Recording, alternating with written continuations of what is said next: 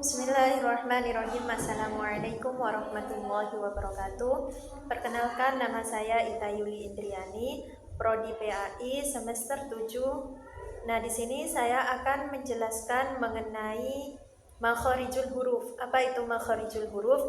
Nah, di sini sebelum kita mengenal apa saja huruf-huruf makharijul huruf dan tempat-tempatnya, kita mengenal terlebih dahulu pengertian dari makharijul huruf itu sendiri. Makharijul huruf, huruf merupakan bagian terpenting atau bagian terkecil dari suatu kalimat. Nah, sebagaimana sudah didahulukan oleh Ustaz Fajar bahwasanya huruf itu merupakan password. Jika passwordnya salah, maka semuanya akan salah seperti itu. Nah, jadi di sini huruf itu merupakan bagian terkecil dari kalimat. Nah, setelah itu makhraj. Apa itu makhraj? Makhraj di sini maksudnya yakni berasal dari kata kharaja yang berwazan maf'ala bersighat isim makan menjadi makhraja dan jamaknya makharija yang artinya keluarnya huruf. Nah, jadi makharijul huruf, tempat keluarnya suatu huruf. Sudah sepantasnya kita sebelum kita membaca Al-Quran mempelajari makharijul huruf, sifatul huruf, dan lain sebagainya. Karena ketika kita memperbagus bacaan Al-Qurannya kita, maka itu akan menjadi bumerang bagi kita, akan menjadi hal-hal baik juga bagi kita. Nah, sebagaimana yang didahulukan oleh Ustaz Fajar bahwasanya ada kalanya Al-Quran itu menjadi rahmat dan ada kalanya Al-Quran itu menjadi laknat. Nah, jadi dari dawuh beliau merupakan sebagai motivasi ke kita untuk memperbagus suatu bacaan Al-Qur'annya kita, seperti itu. Nah, baik, langsung saja di sini saya akan menjelaskan makharijul huruf itu. Ternyata makharijul huruf di sini beberapa ulama berpendapat, ada yang mengatakan berjumlah 17, berjumlah 16, dan juga ada yang mengatakan makharijul huruf itu berjumlah 14, seperti itu. Di sini saya akan menjelaskan makharijul huruf yang berjumlah 17. Nah, di sini makharijul huruf yang berjumlah 17 itu kemudian terbagi lagi menjadi 5 tempat atau istilahnya sebagai pabrik besarnya makharijul huruf itu sendiri. Saja 17 makharijul huruf itu dan 5 tempat besarnya itu. Nah, jadi pembagian 5 tempat sebagai pabrik besarnya itu yakni 1 di ruangan dalam mulut, yang kedua tenggorokan, yang ketiga lidah, yang keempat 2 bibir, dan yang kelima pangkal hidung, seperti itu.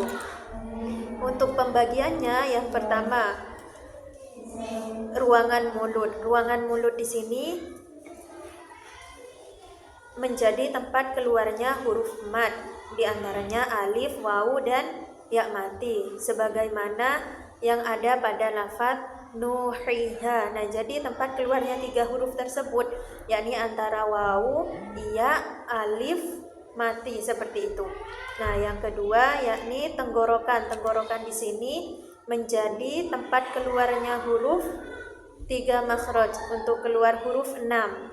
Apa saja? Hamzah dan ha, tenggorokan pada pangkal tenggorokan atau tenggorokan yang paling dalam.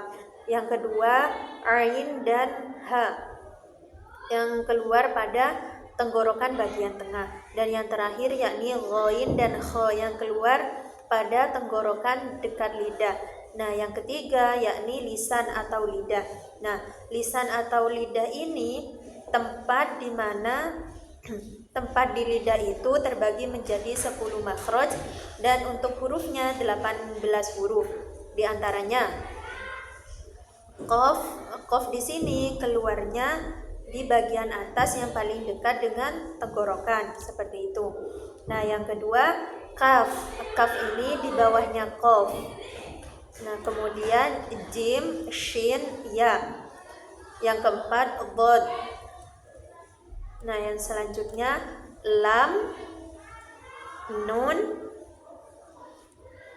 Dan yang ketujuh yakni ro. Ro di sini keluar dari ujung lidah, lebih ke dalam sedikit daripada huruf nun.